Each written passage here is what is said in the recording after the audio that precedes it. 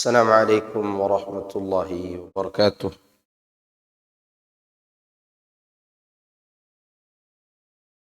إن الحمد لله نحمده ونستعينه ونستغفره ونعوذ بالله من شرور أنفسنا ومن سيئات أعمالنا. من يهده الله فلا مضل له ومن يضلل فلا هادي له. وأشهد أن لا إله إلا الله وحده لا شريك له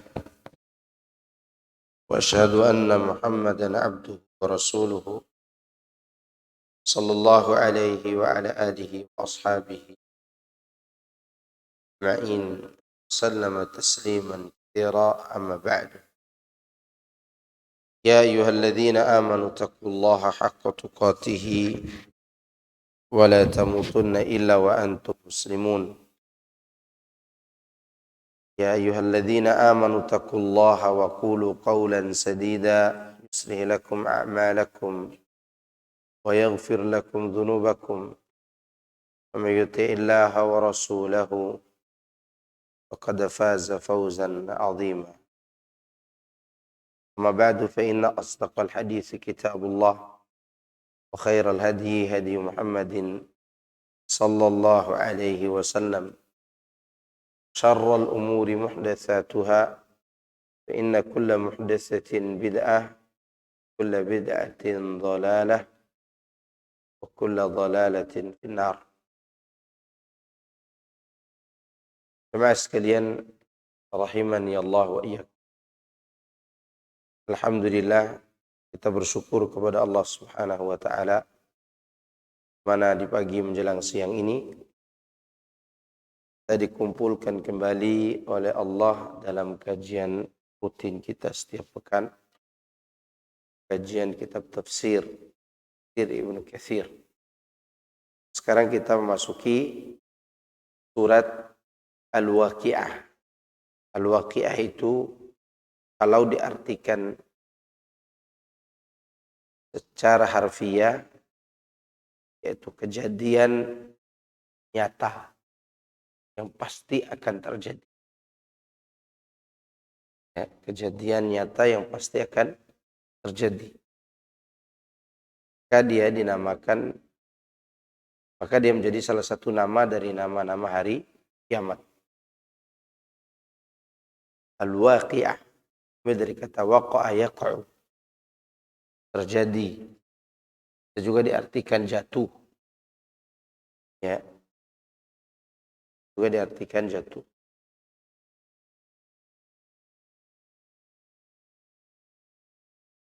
Di sini sebutkan bismillahirrahmanirrahim. Abu Ishaq menceritakan dari Ikrimah dari Ibnu Abbas radhiyallahu anhuma, dia berkata bahwa Abu Bakar radhiyallahu anhu berkata kepada Rasulullah sallallahu alaihi wasallam, "Wahai Rasulullah, sungguhnya engkau telah beruban." Maka beliau sallallahu alaihi wasallam bersabda, "Tayyabni Hudun wal waqi'atu wal mursalat wa amma yatasaalun wa idza syamsu kuwirat." Aku telah dijadikan beruban oleh karena surat Hud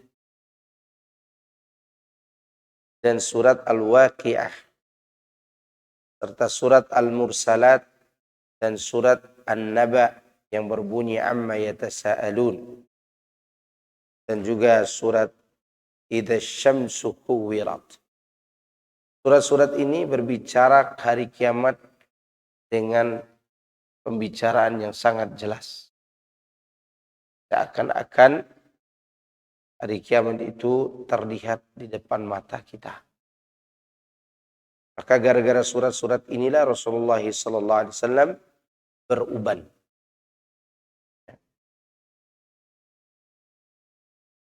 Karena begitu menggetarkan jiwa surat tersebut.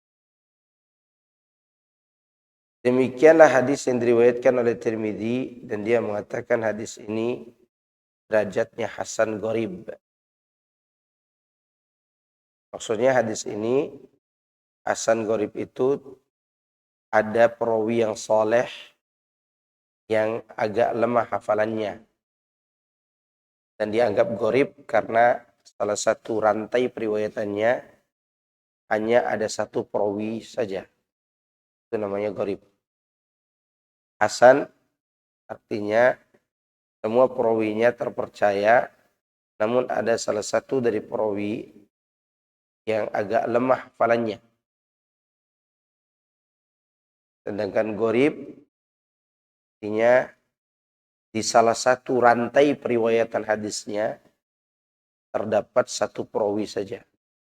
Itu dikatakan gharib. Misalnya sahabat ada 5, tabi'in ada 2, tabi'ut tabi'in 1. Setelah tabi'ut tabi'in ada 10. Gara-gara yang satu rantai inilah dianggap gharib.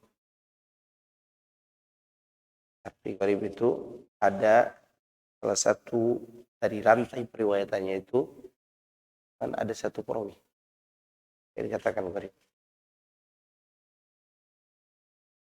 Abdullah bin Wahab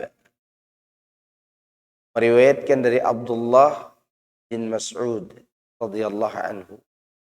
Dia berkata, aku pernah mendengar Rasulullah SAW bersabda, man qara'a surat al-waqi'ah kulla laylatin lam tusibhu faqatun abadan. Barang siapa membaca surat Al-Waqi'ah setiap malam, niscaya dia tidak akan ditimpa kesusahan untuk selamanya. Mungkin ini salah satu hadis yang memotivasi masyarakat membaca surah Al-Waqi'ah. Namun hadis ini dinilai lemah oleh Syekh Al-Albani rahimahullah. Ya, hadis ini dinilai lemah. Nah, dari sini kita belajar juga ikhwan fillah subhanallah bahwa teman-teman kita yang berbuat bid'ah itu sebenarnya bukan tidak ada dalil. Ada dalilnya tapi tidak diteliti. Ya nggak salah juga mereka amalkan apa yang mereka tahu. Cuma tinggal kita aja yang bijak menyampaikan bahwa ini dianggap bid'ah karena hadisnya lemah. Ya. Kalau mereka butuh tambahan lagi, kenapa lemah? Nah, baru kita dituntut untuk belajar lebih dalam lagi. Lemahnya karena ini. Contoh misalnya yang kita salahkan itu Ola al-Badru. Sering dengar kan dengan nada yang bermacam-macam doa al-Badru. Ola al-Badru alaih. Kan gitu kan? Kita katakan perbuatan ini perbuatan sia-sia. Dan tidak boleh disandarkan kepada sejarah hijrah Nabi. Kenapa Pak Ustaz? Karena riwayatnya lemah. Lemahnya dari mana? Kan gitu ditanya oleh orang nantinya. Lemahnya dari pertama ada lafaz min saniyatil wada. Saniyatul wada itu bukan dari Mekah, tapi dari Syam. Arahnya saniyatul wada itu untuk orang yang datang dari arah Palestina, dari Suria, bukan dari Mekah. Sedangkan Suria dan Mekah itu berlawanan. Ya. Itu pertama. Kedua, karena terputusnya periwayatan, yaitu hilangnya 2 perawi dari penulis sejarah. Penulis di atasnya ada 2 yang tidak ada. Apain 2 orang? Itu kalau mereka minta tambah. Ini kita mengambil pelajaran dari sini bahwa apa yang diamalkan oleh orang-orang juga apa yang mereka dengar. Sama seperti talaqi mayat di kuburan. Dikubur, wahai orang di dalam, jika kau ditanya siapa Tuhanmu, jawab saja Allah. Ya. Mereka punya dalil. Mereka punya apa? Dalil. Tapi dalilnya sekali lagi lemah. Dan itu dibawakan oleh Ibnu Atiyah dalam Syarah Bulughul Maram. Tinggal kita yang membid'ahkan ini yang bijak. Jangan bid'ahkan orang-orang itu seakan-akan kita membuli orang. Bid'atu, itu namanya membuli. Ya. Dasar pelaku bid'ah, enggak bisa juga. Jadi orang yang mau jelaskan sesuatu harus lebih giat lagi belajar. Kalau antum tidak bisa menjelaskan, antum akan dibuli balik oleh orang. Wahabi. Ini diantara contoh baca suratul Waqiah. Ada dalil enggak mereka? Ada. Tapi menurut ahli hadisnya, yaitu Al-Imam Al-Albani rahimahullah, menilainya dhaif. Tercantum dalam kitab Dhaiful Jami' nomor 5703. Kalau mau teliti, silahkan baca penelitian ini.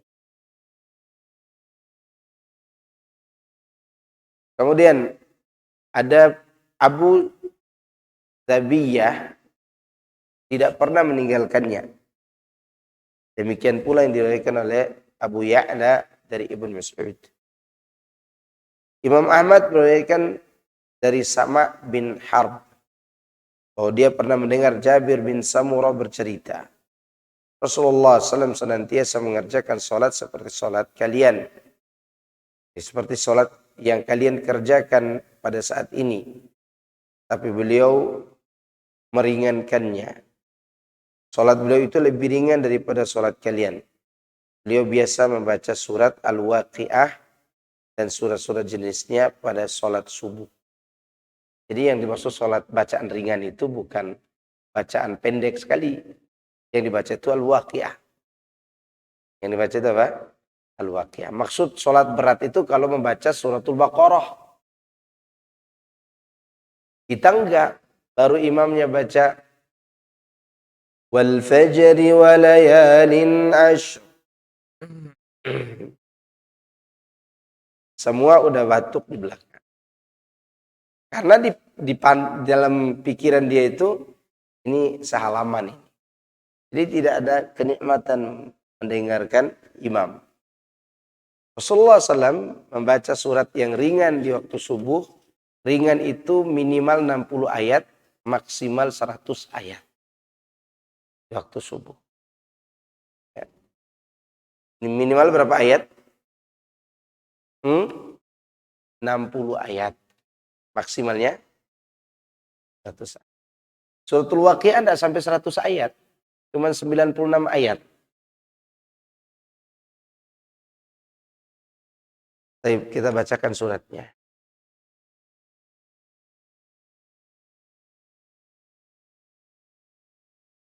A'udzu billahi minasy syaithanir rajim. Bismillahirrahmanirrahim. Idza waqa'atil waqi'ah laysa liwaqa'atiha kadhibah khafidatur rafi'ah. Idza rujjatil ardu rajja وبست الجبال بسا فكانت هباء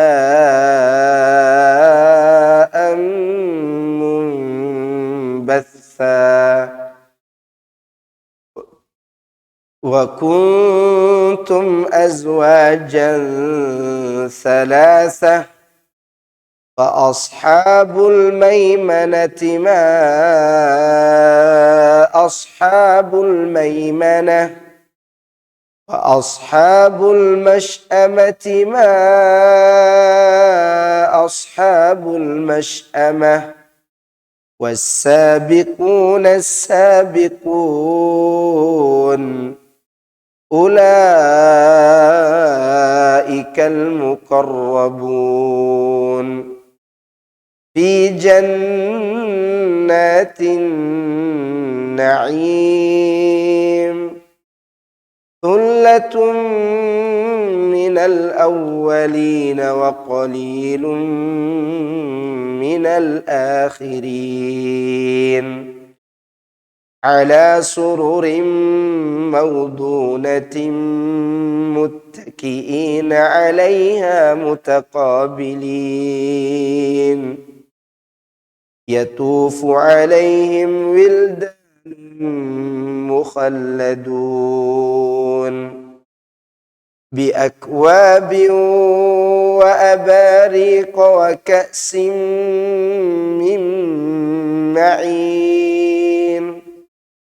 لا يصدعون عنها ولا ينزفون وفاكهة مما يتخيرون ولحم طير مما يشتهون وحور عين كأمثال اللؤلؤ المكنون جزاء بما كانوا يعملون لا يسمعون فيها لغوا ولا تأثيما إلا قيلا سلاما سلاما. Apabila terjadi hari kiamat, terjadinya kiamat itu tidak dapat didustakan atau disangkal. Kejadian itu merendahkan satu golongan dan meninggikan golongan yang lain. Apabila bumi digoncangkan sedahsyat-dahsyatnya, dan gunung-gunung dihancur luluhkan sehancur-hancurnya, maka jadilah ia debu yang berterbangan. Dan kami menjadi 3 golongan, yaitu golongan kanan. Apakah mulianya golongan kanan itu? Dan golongan kiri, alangkah sengsaranya golongan kiri itu. Dan orang-orang yang paling dahulu beriman, merekalah yang paling dahulu masuk surga. Mereka itulah orang yang didekatkan kepada Allah, berada dalam surga-surga kenikmatan. Segolongan besar dari orang-orang yang terdahulu, dan segolongan kecil dari orang-orang yang kemudian. Mereka berada di atas dipan yang bertahtakan emas dan permata, serta seraya bertelekan di atasnya berhadap-hadapan. Mereka dikelilingi oleh anak-anak muda yang tetap muda, dengan membawa gelas, cerek, dan sloki, piala, berisi minuman yang diambil dari mata air yang mengalir. Mereka tidak pening karenanya dan tidak pula mabuk.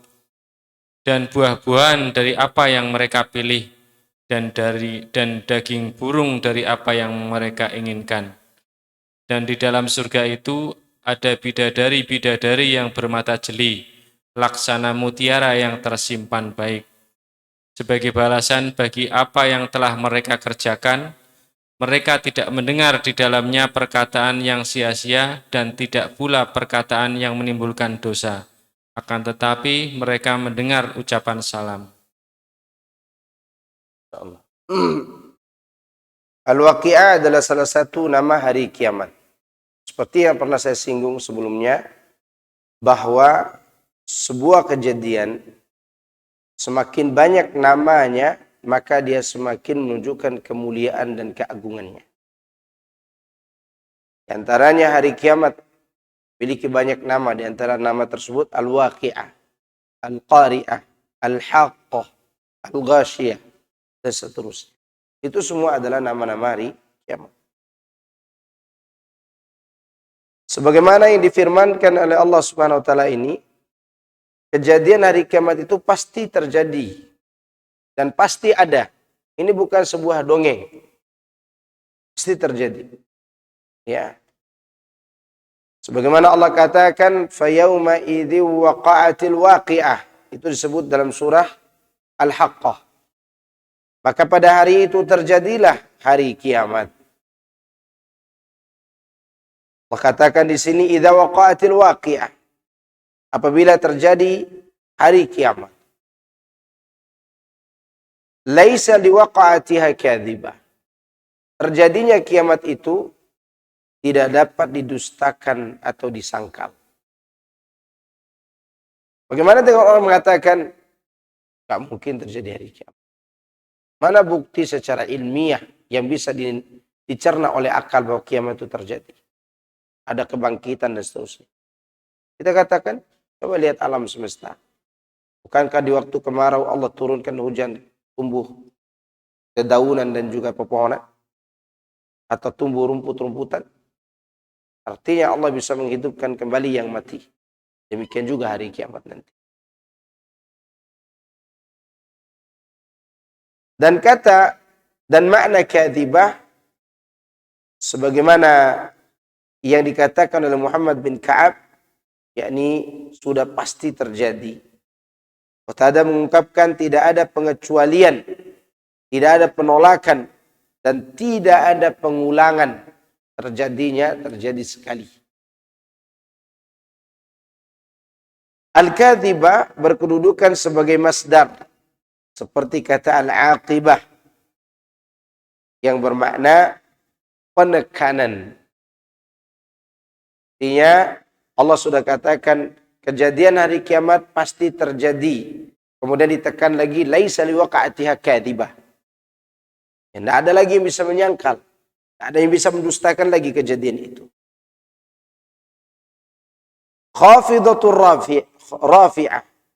Kejadian itu merendahkan satu golongan dan meninggikan golongan yang lain. Maksudnya adalah merendahkan beberapa kaum di bagian yang paling bawah sampai ke neraka jahim. Meskipun mereka dahulu tatkala di dunia adalah orang-orang yang berkedudukan tinggi dan terhormat. Selain itu juga hari tersebut meninggikan kaum lainnya setinggi-tingginya sampai ke surga jannatun na'im yang kekal abadi.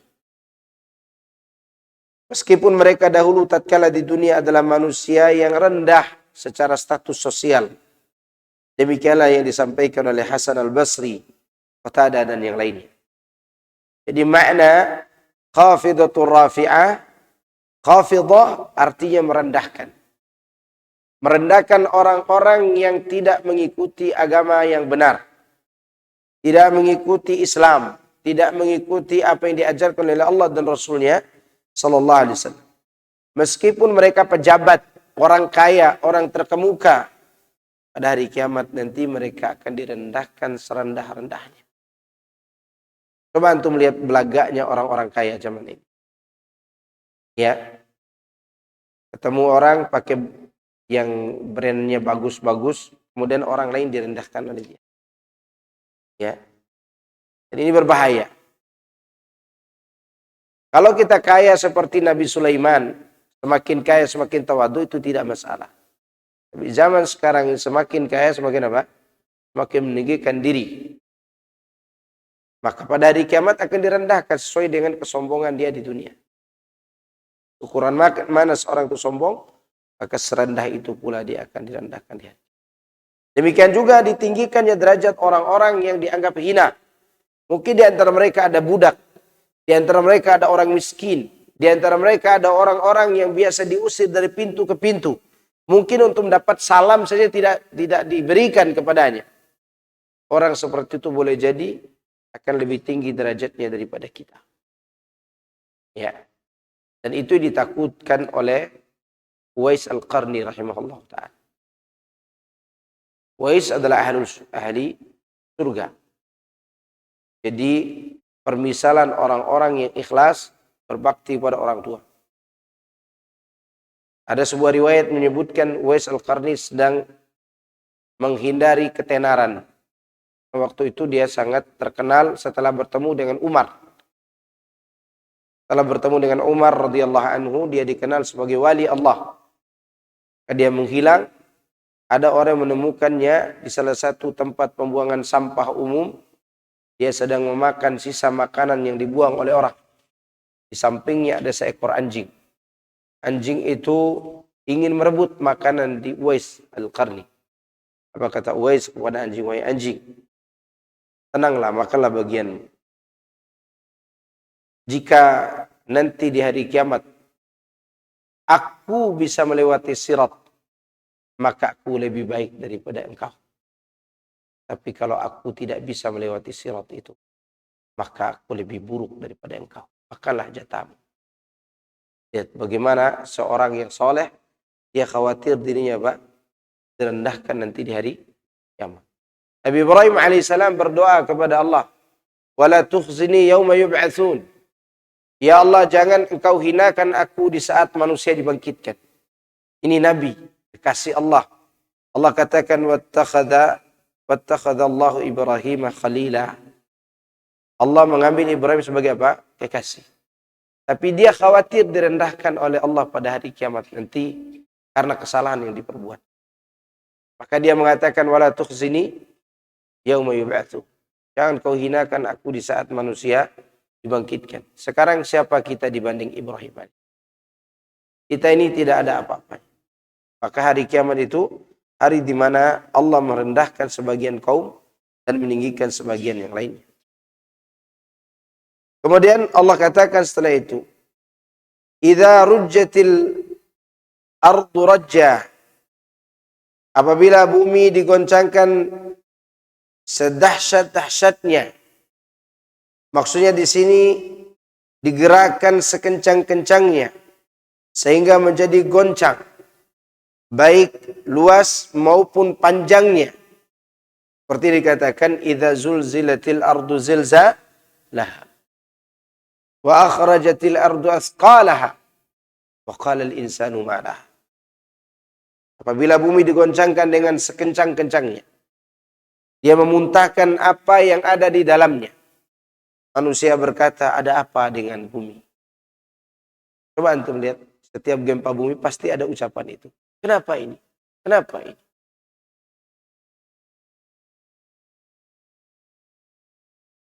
Maka Ibnu Abbas radhiyallahu anhu dan Mujahid, Qatadah dan beberapa ulama lain rahimahumullahu jami' berkata tentang ayat ini, idza rujjatil ardu rajja, yaitu jika bumi digoncang sedahsyat-dahsyatnya.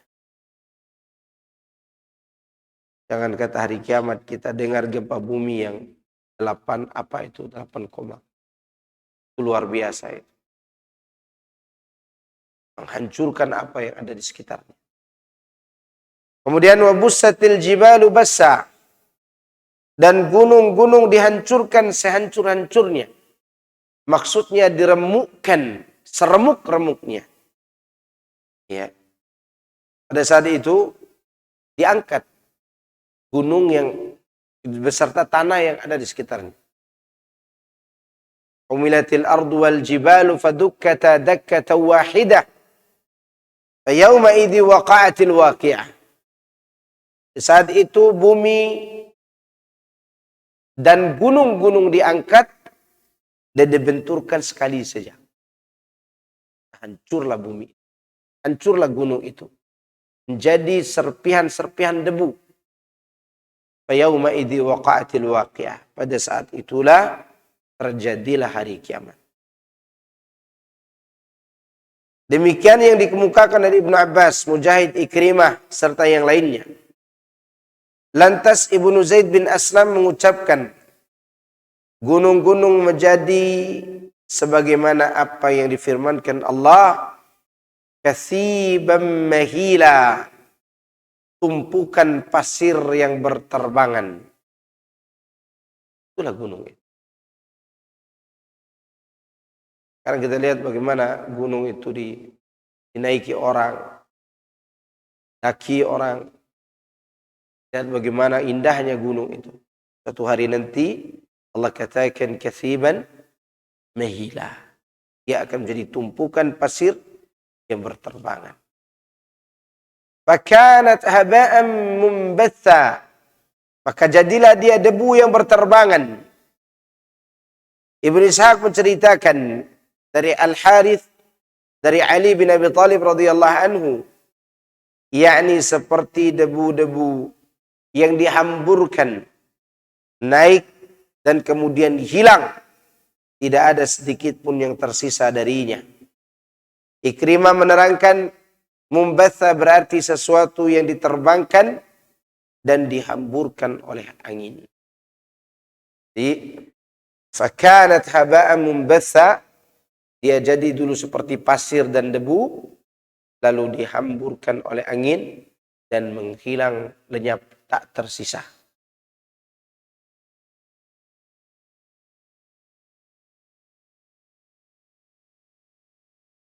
Masih berkaitan dengan ayat ini. Fakanat haba'an mumbatha. Qatadah bin Di'amah rahimahullah mengemukakan,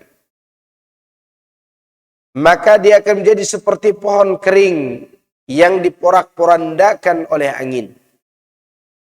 Ayat ini serta ayat yang semisalnya menunjukkan hilangnya gunung-gunung itu dari tempat masing-masing, lenyap dan porak-poranda. Dan bahwa itu berlangsung bagai kapas yang diterpa angin. Ini versi penafsiran yang berbeda lafaz tapi tujuannya sama, yaitu menghilangnya gunung.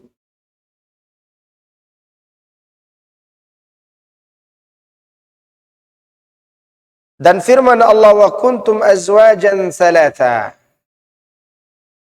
dan kamu akan menjadi 3 golongan. Jadi 3 golongan ini maksudnya 3 golongan orang yang beriman. Itu sebagian penafsiran para ulama. Sebagian lagi menafsirkan itu golongan yang berada di sebelah kanan arasy, yang mereka itulah orang-orang yang keluar dari bagian tubuh Adam yang sebelah kanan. Ya. Buku catatan amal perbuatan mereka diberikan dengan tangan kanan, dan mereka akan dibawa ke sebelah kanan pula.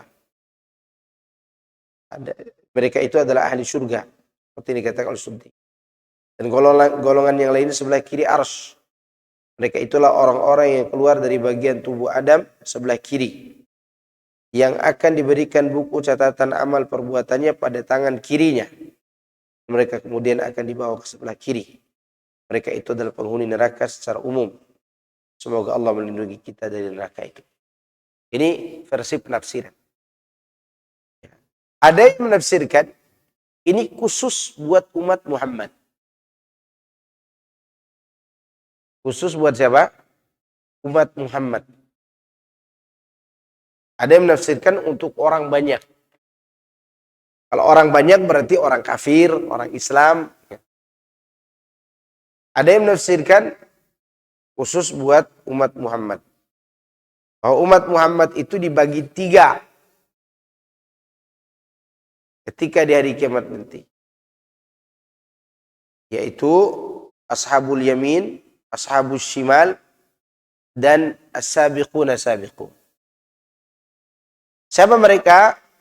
Ashabul yamin itu mereka yang melaksanakan, kalau disusun ya, sabiquna sabiqun dulu, baru ashabul yamin, baru ashabul shimal. As-sabiquna sabiqun, mereka itulah golongan yang masuk surga tanpa hisab, tanpa adab. Disebut juga dengan istilah al-muqarrabun. Disebut juga dengan apa? Istilah al-muqarrabun. Enggak dihisab, dan diadab. Nanti dijelaskan pada ayat setelah. Golongan kedua ashabul yamin. Mereka yang sederhana beramal. Tapi mereka dihisab. Dihisab dengan hisab yang mudah. Sedangkan ashabul shimal ada orang Islamnya dan ada juga orang kafirnya. Ada juga orang Islam dan orang apa? Kafir. Umat Islam itu 3 golongan. Sedangkan orang kafir 1 golongan. Mereka akan menjadi ashabus shimal saja. Yaitu orang yang menerima catatan dengan tangan kiri. Maka orang Islam yang terima kitab dengan tangan kiri pun, mereka juga bergolong-golongan lagi. Adapun orang kafir, mereka yang dimasukkan ke dalam neraka jahanam. Adapun orang Islam yang menerima kitab dengan tangan kiri, ada yang nantinya dapat syafaat, ada yang dimasukkan ke neraka dulu, baru dapat syafaat. Bahkan ada yang nantinya tidak dapat syafaat sama sekali, kecuali pertolongan Allah saja. Tapi kita lihat di sini, penafsiran yang di sini. Adapun golongan yang paling awal sampai di hadapan Allah Azza wa Jalla adalah mereka yang paling khusus, lebih terhormat, serta lebih dekat daripada orang-orang berada di sebelah kanan, yang merupakan pemuka mereka semua. Di antara mereka adalah para rasul, para nabi, dan orang-orang yang amat teguh kepercayaannya pada kebenaran rasul utusannya. Itu as-siddiqin. Juga para syuhada yang jumlahnya lebih sedikit daripada ashabul yamin, golongan kanan. Jadi mereka ini orang-orang yang didekatkan kepada Allah. Maka disebut juga sebagai orang-orang yang tidak dihisab dan tidak diazab. Maka itu Allah Subhanahu wa taala berfirman menyebutkan ketiga golongan di atas. Wa ashabul maimanati ma ashabul maimana wa ashabul mash'amati ma ashabul mash'ama was-sabiquna sabiquna ulaikal muqarrabun. Yaitu golongan kanan, alangkah bahagianya, alangkah mulianya golongan kanan itu. Dan golongan kiri, alangkah sengsaranya golongan kiri tersebut. Dan orang-orang yang paling dahulu beriman, mereka pula yang paling dahulu masuk surga. Demikianlah pada akhir surat, Allah membagi umat manusia menjadi tiga golongan pada saat mereka mengalami kematian. Demikian pula Allah sebutkan dalam surah Fatir ayat 32. Ini dasar pembagian itu. Selain surat Al-Waqi'ah juga disebutkan oleh Allah dalam satu ayat di surat Fatir ayat 32. Yang di surat Fatir ayat 32 ini, para ulama ahli tafsir berbeda pandang. Apakah ini khusus umat Muhammad atau juga orang kafir di dalamnya? Yang jelas orang kafir pasti terima kitab dengan tangan kiri. Ya. Tapi apakah umat Muhammad juga ada yang menerima kitab dengan tangan kiri? Ada. Berdasarkan surat Fatir ayat 32 ini. Di mana Allah katakan, "Tsumma awrasnal kitaba alladhina istafaina min ibadina, faminhum zalimun li nafsihi wa minhum muqtasid wa minhum sabiqun bil khairati biidznillah." Kemudian kitab itu kami wariskan kepada orang-orang yang kami pilih di antara hamba-hamba kami. Lalu di antara mereka ada yang menzalimi diri mereka sendiri, dan di antara mereka ada yang pertengahan, dan di antara mereka ada juga yang lebih dahulu berbuat kebaikan dengan izin Allah. Lihat ayat ini. Lihat surat Fatir ayat 32. Allah mengatakan kemudian kitab itu, kitab yang dimaksud di sini kitab apa? Kitab apa ini maksudnya? Coba antum lihat redaksi ayat sebelum dan sesudah surat Fatir itu. Yang dimaksud kitab di sini adalah Al-Quran. Apa ini maksud? Al-Quran. Nah, Allah Subhanahu wa taala mewariskan Quran ini kepada hamba yang kami pilih. Hamba yang kami pilih ini siapa? Yahudi kah? Masuk gak Yahudi dan Nasrani? Tidak. Berarti hamba yang kami pilih di sini siapa? Umat Islam. Sepreman-premannya umat Islam, dia tetap memuliakan Quran. Tetap meyakini Quran itu sebagai kitab Allah Azza wa Jalla. Iya enggak? Makanya Allah katakan di sini, "Tsumma awrasnal kitaba alladhina istafaina min ibadina." Yang dimaksud hamba yang dipilih di sini adalah khusus umat Islam. Itu pendapat yang paling dekat kepada kebenaran dari pendapat-pendapat para ulama ahli tafsir. Karena orang kafir tidak mewarisi Quran. Yahudi, Nasrani tidak mau dia mewarisi apa? Quran. Ketika Allah sebutkan bahwa bahwa, Al-Quran diwarisi oleh orang Islam, baru Allah sebutkan setelah itu Siapa orang Islam itu? Bagaimana keadaan mereka? Lalu Allah katakan, di antara mereka ada yang menzalimi dirinya sendiri. Di antara mereka ada yang berbuat apa? Kesalahan. Disebut oleh Syekh Sa'di rahimahullah dalam kitab Al-Iman wa Usuluhu, al-zalimu li nafsihi itu, ikhwan, mereka yang sebagian kewajiban mereka tinggalkan. Jangan tanya yang haramnya. Mereka lakukan. Jangan ditanya yang makruhnya, mereka juga lakukan. Sebagian kewajiban mereka tinggalkan. Seperti kita lihat kaum muslimin setiap Ramadan, ada aja yang ngumpet makan di dalam warteg. Yang biasanya itu hordennya warna hijau kayak gini. Iya. Ada aja orang Islam. Itu bukan musafir itu. Ya. Ini meninggalkan sebagian kewajiban. Atau dia punya harta yang sudah sampai nisab zakat, dia tidak mau keluarkan zakatnya. Atau dia jatuh pada perkara haram. Terus menerus perkara haram itu dia tidak tinggalkan. Ini juga menzalimi diri sendiri.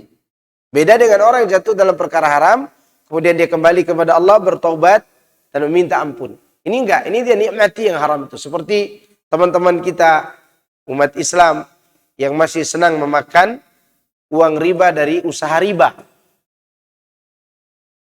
Mereka bukan tidak tahu bahwa itu riba, mereka tetap makan. Mereka tetap lakukan. Saya yakin mereka itu tahu riba itu. Riba.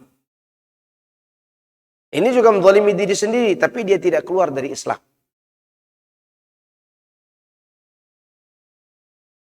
Golongan kedua, wa minhum muqtasid. Di antara mereka ada yang pertengahan. Muqtasid itu kalau diartikan secara harfiah, artinya apa? Sederhana. Yang dimaksud sederhana di sini, mereka rajin melakukan kewajiban-kewajiban. Mereka berusaha meninggalkan yang haram-haram, syubhat-syubhat. Tapi tidak sedikit perkara sunnah mereka abaikan. Ya kan, apalagi yang sholat di kantor, di aula kantornya, yang mana sholatnya ngantri. Nah, sempat sholat sunnah. Ya enggak? Ini muqtasid. Seperti orang Badui datang kepada Nabi, ya Rasulullah, apa yang Allah wajibkan atasku sehari semalam? Rasul menyampaikan di antaranya sholat 5 waktu. Ya, dia mengatakan aku tidak mau nambah lagi. Dia jaga 5 waktu ini, kata Rasulullah, kalau dia jujur, kan dia ahli surga. Ahli surga dari golongan yang mana? Yang kedua, muqtasid. Nah, mereka inilah nanti yang dijuluki dengan ashabul yamin. Golongan ketiga, yang ini yang tinggi, yang disebut wasabiquna sabiquna ulaikal muqarrabun. Di sini Allah istilahkan juga dengan istilah yang sama. Wa minhum sabiqun bil khairati biiznillah. Dan di antara mereka ada yang lebih dahulu berbuat kebaikan dengan izin Allah. Dzalika huwal fadlul kabir. Itulah karunia Allah yang paling besar. Nah, pertanyaan ana, karunia Allah yang paling besar ini apa? Apa? Yaitu menjadi muslim dengan 3 golongan tadi. Menjadi apa? Muslim. Karena udah ada modal untuk selamat. Tetapi tidak menutup kemungkinan untuk diazab bagi mereka yang golongan pertama. Di sini ayat-ayat ini ada kaitannya dengan surah Fatir ayat 50, ayat 32. Hal itu berdasarkan salah satu dari 2 pendapat mengenai orang yang menzalimi diri sendiri. Sebagaimana telah diuraikan, dibahas sebelumnya. Sufyan ats-Tsauri menceritakan dari Ibnu Abbas tentang firman Allah, wa kuntum azwajan thalathah. Dia mengemukakan, dan itulah yang terdapat dalam firman Allah, thumma awrathna al-kitaba alladhina istafaina min ibadina. Berarti siapa yang dimaksud di sini? Kuntum azwajun tsalatsa ini, yakni golongan umat Islam itu dibagi menjadi 3. Orang kafir ya jelas pasti masuk neraka kan. Nah, umat Islam itu dibagi menjadi berapa? 3.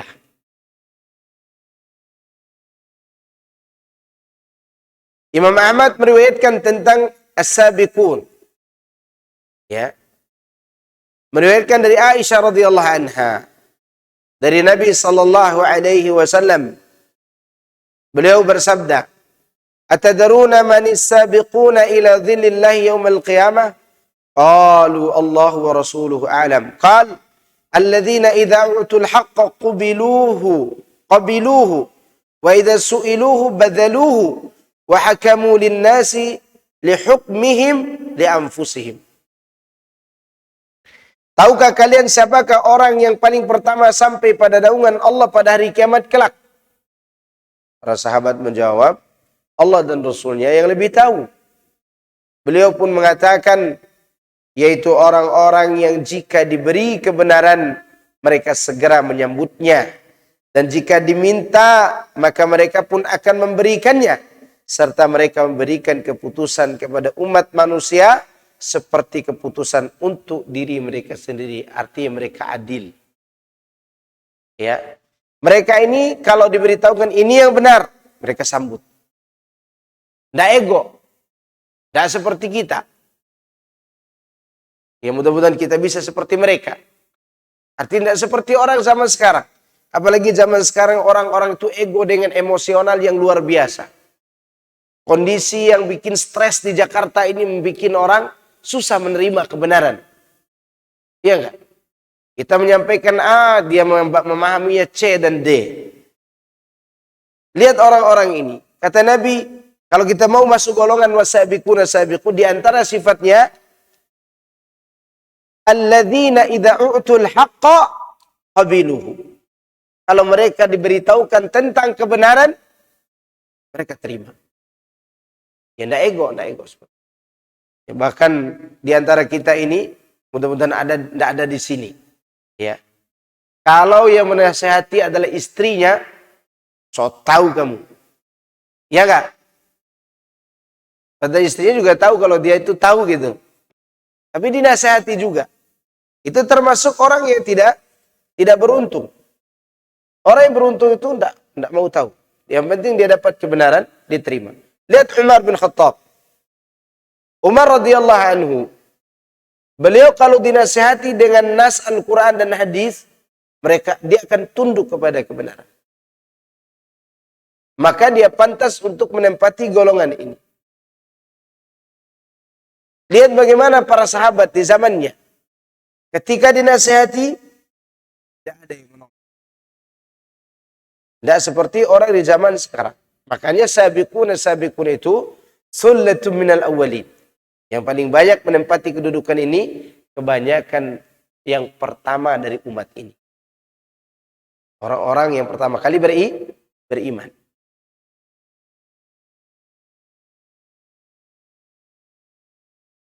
Dan mereka juga orang-orang yang bila ditanya tentang kebenaran itu, mereka akan sampaikan. Mereka tidak pelit. Mereka tidak takut. Dan tidak khawatir dengan kebenaran yang mereka sampaikan. Nah, seperti kita di zaman ini. Di zaman ini, dai-nya milih-milih menyampaikan. Kalau depannya ada donatur, enak nih kalau tidak sampaikan. Takut tidak diundang lagi. Ini masalah kita. Kalau depannya ada orang-orang yang dia takuti, dia takut menyampaikan kebenaran. Walaupun ada yang bertanya dari orang-orang yang membutuhkan kebenaran. Waliyadzubillah. Semoga Allah melindungi kita dari hal ini. Dan mereka bila menghukumi orang lain, mereka menghukumi orang lain sebagaimana mereka menghukumi diri mereka sendiri. Hak orang, hak dirinya, hak dirinya. Lalu Allah menyebutkan wasabiquna sabiqun, dan orang-orang yang paling dahulu beriman.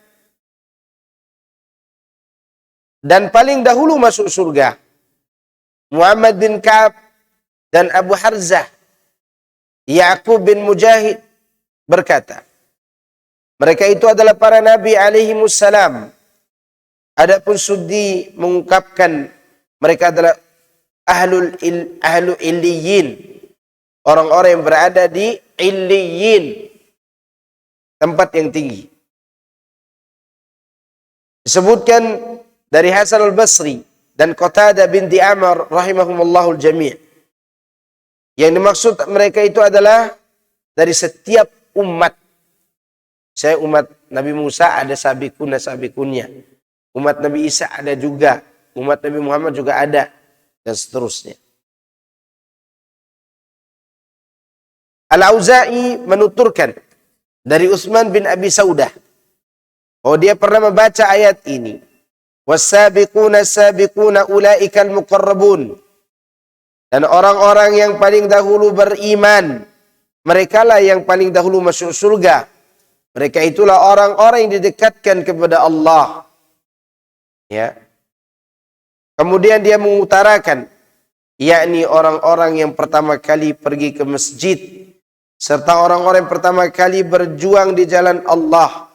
Semua pendapat dan ungkapan di atas adalah sahih, benar adanya. Jadi ada beberapa penafsiran.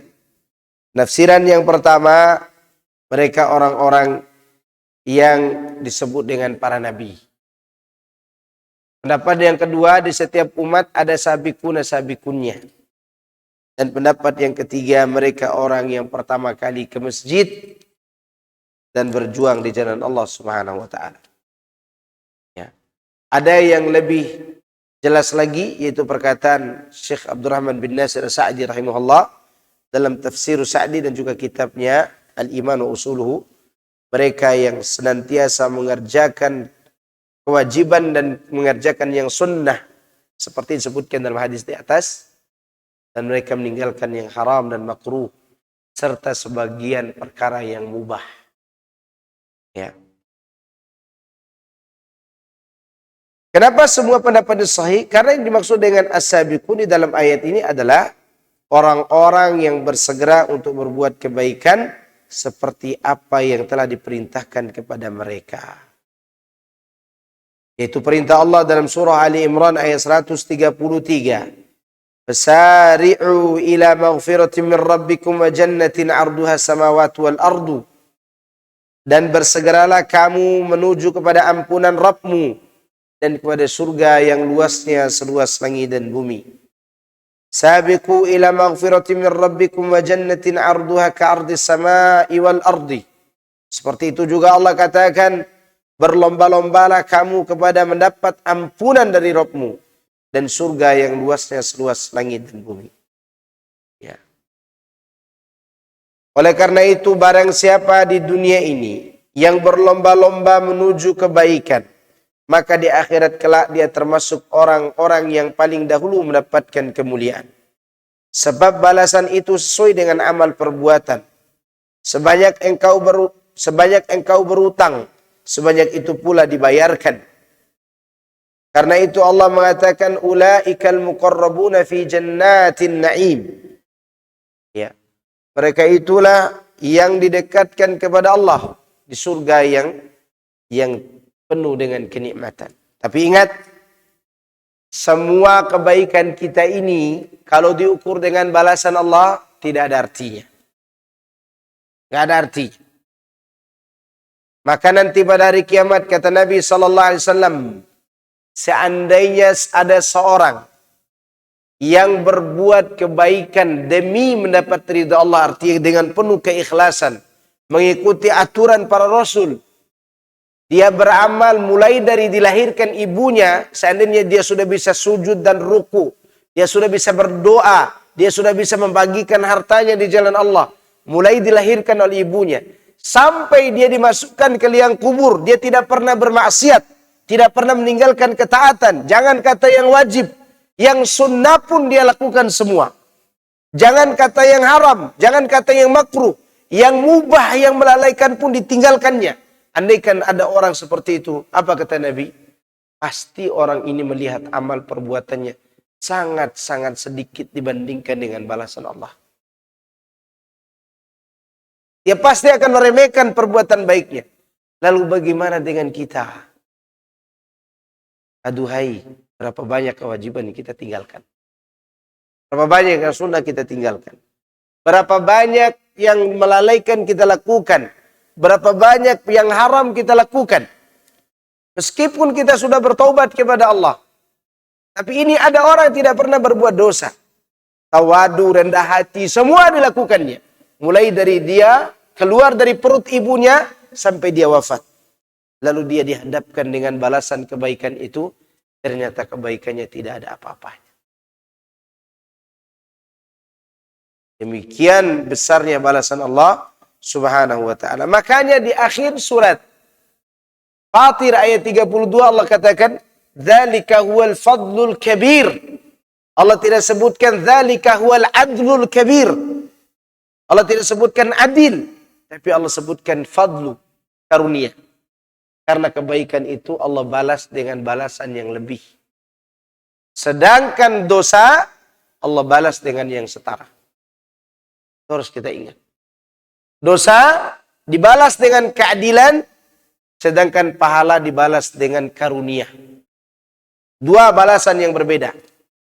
Maka oleh karena itu orang-orang yang selamat pun nanti di hari kiamat, selain gembira, mereka juga malu di hadapan Allah. Malu. Melihat amalnya begitu sedikit dibandingkan dengan balasan yang Allah berikan kepada mereka. Maka oleh karena itu ibadah yang dibawa sampai ke surga, yang masih dilakukan oleh penduduk surga adalah bersyukur kepada Allah. Salat sudah tidak ada, puasa tidak ada, zakat tidak ada. Udah tidak ada lagi kewajiban seorang laki-laki menafkahi istri anaknya. Udah tidak ada lagi. Dan kewajiban yang kita lakukan di dunia sampai ke surga adalah bersyukur kepada Allah. Kenapa? Karena nikmat surga itu luar biasa dibandingkan dengan kebaikan yang kita lakukan. Ada di antara kita yang pernah mengumpulkan emas sebesar tiang ini lalu dia infakkan di jalan Allah. Itu pun seorang ketika dia berikan kepada orang yang wajib dia berikan nafkah, uang 100.000 dari 1 juta, dia hitung terus uang itu. Udah kurang 100.000. Ya gak? Ini ada orang kalau bisa dia sumbangkan emas sebesar tiang ini, itu tidak seberapa dengan balasan yang Allah berikan nanti di yaumil qiyamah. Dari dia lahir sampai dia mati, orang berbuat itu tidak ada apa-apanya dibandingkan dengan balasan Allah. Maka oleh karena itu penduduk surga selalu mengatakan Alhamdulillah. Dengan berbagai macam versi ucapan. Kadang mereka katakan Alhamdulillahilladzi adhaba 'annal hazan. Segala puji bagi Allah yang telah menghilangkan kesedihan dari kami. Terkadang mereka katakan Alhamdulillahilladzi awrathana. Segala puji bagi Allah yang mewariskan kepada kami surga ini. Terkadang mereka mengatakan Alhamdulillahilladzi hadana lihada wa ma kunna linahtadiya laula an hadanallah. Ini ucapan penduduk surga. Karena memang surganya sekali lagi balasannya begitu besar. Dan di antara tambahan di surga nanti selain daripada isi surga dan melihat wajah Allah, ada lagi yang Allah berikan yang membuat orang-orang di surga itu senang. Yaitu disatukan surganya dengan keluarganya. Padahal surga itu 100 tingkatan dan kita tidak mungkin menaiki tingkatan berikutnya kecuali sesuai dengan amal kita. Ternyata sekiranya salah satu dari ayah dan anak, istri dan suami, bila salah satunya menempati tempat yang tinggi, satunya di bawah, maka Allah akan pertemukan di tempat yang tinggi. Pertemuan itu pertemuan permanen untuk selama-lamanya. Mudah-mudahan Allah pertemukan kita dengan keluarga kita di jannah. Mudah-mudahan kita dipertemukan di tempat yang tinggi. Antum bayangkan ada orang kehilangan anak dan diberitakan 3 bulan hilang anaknya. Ternyata anaknya tidur di dalam masjid. 3 bulan hilang anaknya. Dan dia jemput anaknya penuh dengan kebahagiaan. Sekarang kita kehilangan keluarga bukan 3 bulan. Sebentar lagi kita akan mati dan kehilangan keluarga kita ribuan tahun lamanya sampai datang hari dibangkitkan dan dimasukkan ke dalam surga. Tiba-tiba kita dipertemukan di surga bersama mereka. Alangkah bahagia. Alangkah bahagia. Makanya disebutkan itu adalah tambahan yang sangat mulia. Baik, kita lanjut mengenai sabiquna sabiq. Allah katakan, "Sullatun minal awwalin." Kebanyakan mereka dari orang-orang yang terdahulu. Allah berfirman memberitahukan keadaan orang-orang yang paling awal masuk surga dan didekatkan kepada Allah, bahwa mereka adalah sekelompok besar dari orang-orang terdahulu dan sebagian kecil dari orang-orang terakhir. Para ulama telah berbeda pendapat tentang siapa al-awwalin ini dan siapa al-akhirin.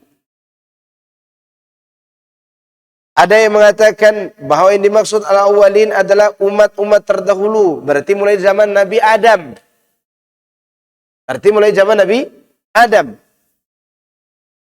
Dan ada pula yang mengatakan, dan yang terakhir adalah umat sekarang. Berarti sedikit dong umat Muhammad yang dapat ini.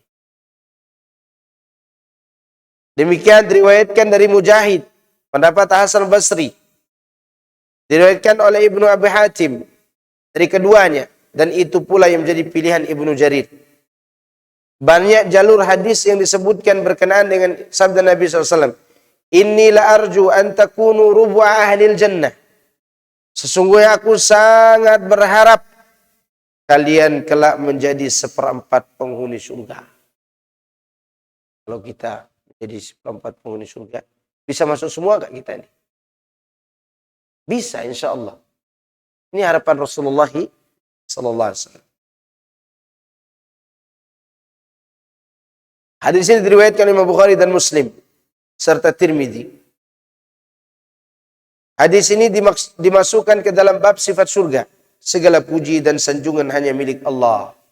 Artinya harapan Nabi ini mudah-mudahan terwujudkan dan insya Allah terwujudkan. Aku berharap kalian itu menjadi seperempat ahli surga. Dari seluruh manusia, dari zaman Nabi Adam sampai runtuhnya bumi. Nabi Adam dengan 10 generasinya, Nabi Nuh, Nabi Ibrahim, dan seterusnya sampai sekarang.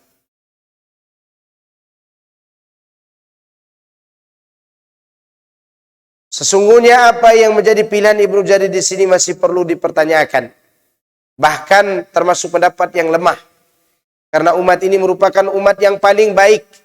Seperti ditegaskan melalui nas Al-Quran. Sehingga sangat jauh sekali jika dimaksud dengan orang yang didekatkan kepada Allah itu sebagian besarnya bukan dari umat Muhammad. Seakan-akan pendapat itu mengatakan umat Muhammad itu sedikit. Ya kan? Ketika diterjemahkan seperti pendapat di atas. Kecuali jika yang dimaksudkan itu adalah perbandingan antara umat terdahulu dengan umat ini. Yang jelas bahwa orang-orang yang didekatkan dari umat ini lebih banyak dibandingkan dari umat-umat sebelumnya. Pendapat kedua mengenai hal tersebut di atas adalah yang lebih rajih. Bahwasannya yang dimaksud dengan al-awwalun Sulatu minal awalin, yakni generasi pertama dari umat ini. Bukan generasi pertama dari umat seluruh manusia. Paham gak? Jadi umat Muhammad itu ada generasi sahabat, tabi'in, tabi'in, dan sampai kita ini. Ini umat Muhammad. Jadi yang dimaksud Sulatu minal awalin, mereka adalah generasi sahabat. Paling banyak menempati kedudukan sabiqun generasi siapa? Sahabat dan orang yang berada setelah mereka. Ini dinamakan dengan umat terdahulu. Secara umum mereka adalah kaum salaf. Kaum salaf itu para nabi, sahabat nabi, tabi'in dan atba'u tabi'in. Atau disebut dengan tabi'u at-tabi'in.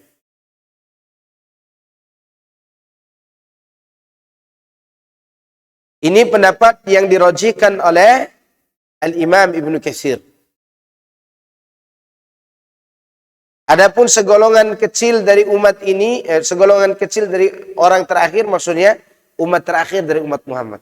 Apakah kita ini termasuk golongan umat terakhir atau pertama? Pertama atau terakhir? Ya, jangan-jangan tidak jelas kita ini. Ya, kita terakhir. Ya, mudah-mudahan kita mendapatkan kemuliaan mengikuti kemuliaan umat pertama. Ya. Jadi jangan antum bayangkan hanya orang-orang yang melaksanakan semua perintah yang masuk golongan ini. Ya, itu secara umum. Bisa saja per individu ada yang kurang amalnya dari sisi yang lain, tapi ada amal istimewa yang bisa dia andalkan di hadapan Allah. Contoh misalnya, ada orang misalnya dia sholat 5 waktu, puasa Ramadan, tapi mungkin puasa sunnahnya kurang, ibadah sunnahnya kurang, tapi begitu dihadapkan dengan maksiat yang paling dia sukai, dia tinggalkan karena takut kepada Allah. Orang ini diberdirikan antara Jannatul Firdaus dan Jannatul Naim. Disuruh milih bidadari dari kalangan hurun in. Sedangkan hurun in itu adalah milik sabiquna sabiqun. Ada orang ya punya harta, ganteng, keluar wangi, mandi mungkin 7 kali sehari misalnya. Karena rajin mandi. Keluar, dia bisa berzina, bisa berbuat maksiat. Ada wanita yang suka sama dia, tapi dia tinggalkan karena takut kepada Allah. Dan dia pun suka kepada berzina itu. Tapi dia lawan nafsunya itu karena takut kepada Allah. Apa kata Nabi SAW? Orang ini disuruh berdiri. Bukan di mahsyar ini. Berdiri antara Jannatul Firdaus dan Jannatul Naim. Untuk memilih hurun in. Yang paling dia sukai. Itu disebut dengan apa? Amal andalan yang bersifat 1 atau 2. Ya. Nilainya tinggi sehingga dia bisa masuk ke sini. Betul kata antum. Itu mungkin amalnya ini nilainya sangat tinggi. Ada juga orang yang dia bisa marah untuk hal-hal yang mubah, bukan untuk urusan agama ya.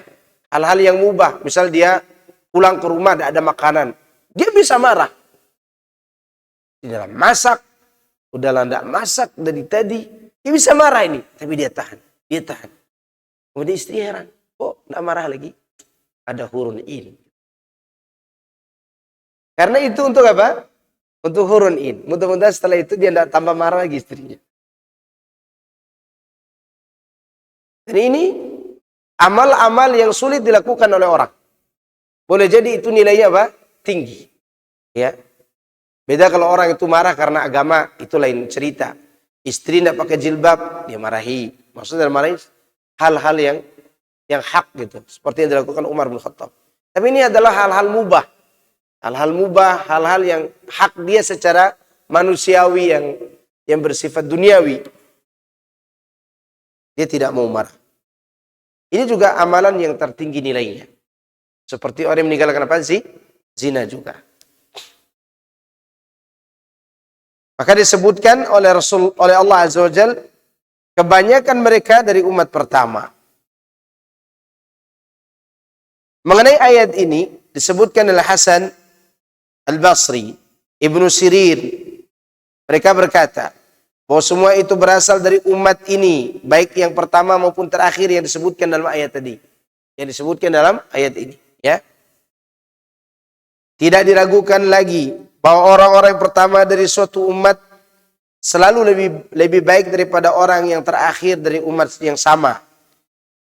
Dengan demikian ayat tersebut bersifat umum, meliputi seluruh umat yang masing-masing umat mempunyai kedudukan tersendiri. Artinya begini, umat Nabi Musa yang terbaik adalah yang bersama Nabi Musa. Ya, bukan umat yang di akhir kenabian Nabi Musa. Maksud di akhir zaman Nabi Musa gitu. Umat Nabi Isa yang bersama Nabi Isa.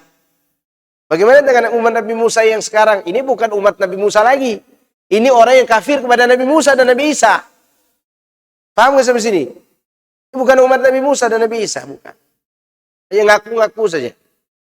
Nah, umat Muhammad SAW yang terbaik siapa? Para sahabatnya. Sebagaimana disebutkan dalam hadis yang sahih. Di mana Nabi SAW mengatakan, khairul quruni qarni, thumma alladhina yalunahum, thumma alladhina yalunahum. Ini hadis yang menggembirakan kita.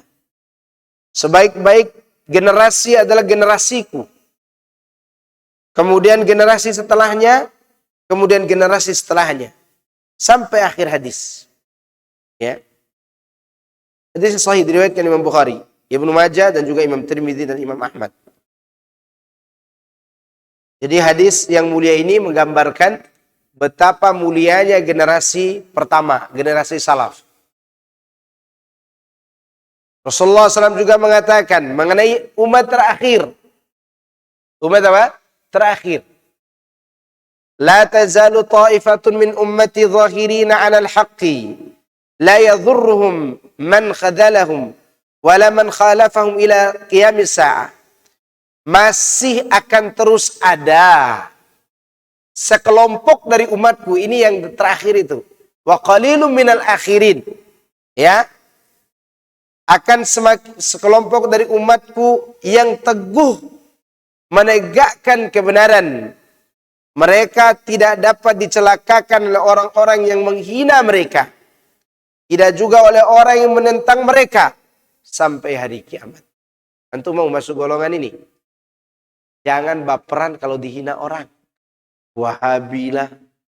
Apa? Biarin aja. Gak akan memudaratkan kita hinaan orang itu. Bahkan hinaan mereka itu, di sisi yang lain mereka akan muliakan kita. Ya enggak? Antum kalau ada suatu forum, lagi duduk gitu, Bapak siapa yang paling panjang jenggot putih ini, duduk dalam satu forum. Tiba waktu sholat zuhur dan semua ini tidak ada imam rawatibnya. Antum disuruh jadi imam. Padahal mereka semua mengatakan antum Wahabi. Kenapa? Karena ada kemuliaan di balik kehinaan mereka. Mereka ingin menghilangkan kemuliaan itu jangan cara apa? Menghina. Dan kemuliaan itu mereka akui. Maka disebut kalau Nabi SAW akan senantiasa ada umat terakhir dari umat ini. Sekelompok orang yang akan terus berada di atas kebenaran. Menampakkan kebenaran. Dan dia tumbuh di atas kebenaran. Tidak akan mudaratkan mereka orang yang menghinanya. Dan tidak akan mudaratkan mereka orang yang menyelisihinya. Ya. Hatta ya'ti amrullah, sampai datang perkara Allah, sampai hari kiamat. Akan senantiasa ada. Tenang saja. Kita ini tenang dalam beragama. Tidak usah takut. Sekarang udah ada di berita orang kayak kita dibilang Wahabi, kayak akan berhenti di kajian di Taman Yasmin. Tenang saja. Tenang. Allah Subhanahu wa taala tidak mungkin bohong melalui lisan Nabi SAW. Yang kita khawatirkan adalah agama ini dicabut dari kita. Itu kita khawatirkan. Yang kita khawatirkan kecintaan kita kepada Al-Quran dan Sunnah hilang dari dada kita. Yang kita khawatirkan kita tidak bisa lagi ruku dan sujud kepada Allah sesuai dengan ajaran Rasulullah SAW. Itu kita khawatirkan. Tapi mengenai generasi yang akan terus membela agama ini, akan Allah adakan. Andaikan ada 5 orang yang tinggal di bulan, dan tinggal 5 orang itu saja manusia. 1 dari 5 orang itu akan ada yang membela sunnah Nabi Sallallahu Alaihi Wasallam.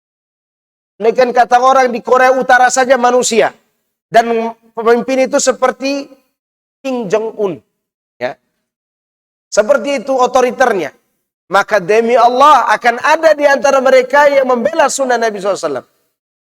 Tidak akan mungkin Nabi berbohong. Ya. Maka oleh karena itu Allah Subhanahu wa taala melalui lisan nabinya berjanji akan senantiasa ada dengan pertolongan Allah orang-orang itu berada di atas kebenaran. Mudah-mudahan kita masuk di dalamnya. Maksudnya umat ini lebih mulia daripada umat-umat lainnya. Dan orang-orang yang didekatkan dari kalangan umat ini lebih banyak dibanding dari kalangan umat lainnya. Dan mereka lebih tinggi kedudukannya karena kemuliaan agama serta keagungan nabinya. Kita sudah lewatkan di antara Allah ceritakan tentang kemuliaan kedatangan Rasulullah dan kitab Al-Quran ini. Kita sudah bahas di juz 29. Masih ingat kan? Jangan kata juz 29. Yang ini aja udah banyak dilupa kayaknya. Tapi saya ulangi untuk murojaah. Dulu jin itu memiliki tempat ketuk langit dan tempat duduk. Ya, mereka punya tempat duduk di langit itu. Sebelum turun Al-Quran dan sebelum Rasul diangkat sebagai Nabi. Mereka santai mendengar berita langit, kemudian berita langit itu dibawa kepada dukun. Maka dukun di zaman dulu itu, berita yang disampaikan itu benar. Kenapa? Karena sesuai dengan berita dari langit. Tukang sihirnya laku. Kenapa? Karena sesuai dengan kejadian di langit. Begitu turun Quran pertama kali, jin-jin itu diusir dengan bola api dan panah api. Dari tempat duduk yang biasa mereka nguping berita langit itu. Jin-jin yang biasa duduk ini heran. Ini mereka jalan dari timur bumi sampai barat bumi. Cari tahu apa yang terjadi di bumi ini. Sampai langit memiliki penjaga yang begitu kuat. Ternyata itu semua untuk mengistimewakan kedatangan Rasulullah SAW dan Al-Quran. Ajaran Islam. Maka jin-jin tadinya yang biasa duduk di langit, sebagiannya akhirnya mereka masuk Islam, sebagiannya tetap kafir. Sebagian masuk Islam, sebagian tetap apa? Kafir. Maka mereka itu heran. Ternyata di bumi itu ada orang yang dikerumuni oleh 3 kelompok. Orang ini dikerumuni oleh 3 kelompok. Yang dimaksud orang tersebut adalah Rasulullah SAW. Saking mulianya orang ini. Kelompok pertama orang kafir mengerumuninya untuk diusir. Tapi dia tetap teguh dengan agamanya. Ini membuat jin-jin ini takjub. Yang kedua dia dikerumuni oleh pengikutnya yang begitu setia. Yang tidak pernah mau meninggalkannya. Itu siapa? Para sahabatnya. Yang ketiga dia dikerumuni oleh jin-jin lain yang senang dengan bacaan Qur'annya. Maka jin-jin ini pun ikut masuk Islam. Itu kemuliaan siapa? Kemuliaan Rasulullah sallallahu alaihi wasallam. Maka oleh karena itu untuk memuliakan umat ini yaitu mengikuti kemuliaan Nabi sallallahu alaihi wasallam dan juga mengikuti kemuliaan agama yang beliau bawa. Maka itu ditegaskan dalam hadis yang mutawatir dari Rasulullah SAW, di mana beliau memberitahukan bahwa di dalam umat ini terdapat 70.000 orang yang masuk surga tanpa hisab, tanpa azab. Itu pun sudah diisi oleh 2 orang. Tinggal 70.000 di sini ya. Tinggal 60.998 orang. Karena 2 orang udah diisi. Ukasha bin Mihsan dan budak wanita yang hitam yang pernah datang kepada Nabi. Ya Rasulullah, aku ini sering kesurupan ya Rasul. Aku minta didoakan, nanti minta diruqyah. Dia menawarkan, kau mau sabar atau aku ruqyah? Sabarmu dapat surga. Kalau ruqyah tidak apa-apa, diruqyah juga. Kata wanita hitam ini, aku lebih baik sabar dengan kondisi ini ya Rasul, biar aku masuk surga. Tapi saya minta doa satu. Apa itu? Mudah-mudahan ketika aku kesurupan jangan sampai tersingkap auratku. Maka Nabi mendoakan yang itu. Ya, dia milih sabar. Dia masuk surga dan 2 menempati itu juga. Kalau kita di mana ini? Mudah-mudahan kita masuk. Karena ada juga hadis lain yang memberitahu kepada kita bahwa amma kulli alfin sab'una alfan. Lihat. Bersama setiap 1.000 ada 70.000 lagi yang dibawanya. Dibawa oleh setiap ada 70.000 nih. Setiap 1.000 dia setiap 70.000, 1.000-nya bawa 70.000. Afan. Setiap 7.000 itu setiap satu orang mendapat 70.000. Ma'kulli alfin sab'una alfan. Bersama setiap 1.000 terdapat 70.000 orang. Ma'kulli wahidin sab'una alfan. Setiap satu orang dari 70.000 tadi membawa berapa? 70.000 lagi. Mudah-mudahan ini yang menjadi penafsiran yang benar sehingga kita tidak putus asa. Kan ada ibu-ibu tuh, Masya Allah. Karena melihat sebagian ibu-ibu, bapak-bapak juga. Puasa sunnah iya, puasa wajib iya, sholat sunnah tidak pernah ketinggalan, menjauh diri dari yang haram, bahkan rela lapar tidak mau makan yang riba. Dia rela juga meninggalkan hal-hal yang menjadi hobinya demi menyelamatkan agamanya. Seperti tidak mau datang reunian. Ya kan? Reuni juga berbahaya kalau tidak berada dalam pengajian yang benar. Ya enggak? Benar apa enggak? Benar. Ya. Banyak orang pergi reuni hancur agamanya. Ada ibu-ibu tidak mau. Saya menunggu Arjuna saya pulang. Saya menunggu pangeran saya pulang. Itu suami saya. Tidak mau saya nyanyiakan waktu. Orang-orang seperti ini bisa aja masuk di golongan sabiquna sabiq. Ya mungkin bapak-bapaknya tidak mungkin masuk. Sibuk pergi kerja, belum tentu di tempat kerja sholat sunnah, belum tentu di tempat kerja dia bisa melakukan hal-hal yang lebih dari kewajiban. Ya. Dan ini menunjukkan bahwa ada orang-orang itu yang diambil dari golongan terakhir. Bagaimana keadaan mereka? Fi jannatin na'im ala sururim maudunah. Mereka berada di dipan yang bertelekan, bertahtakan emas dan permata. Emas dan permata. Gratis lagi. Ya. Ibnu Abbas mengatakan yakni ditenun dengan emas. Surur itu artinya dipan-dipan. Diambil dari kata sarirun. Yang belajar bahasa Arab siapa?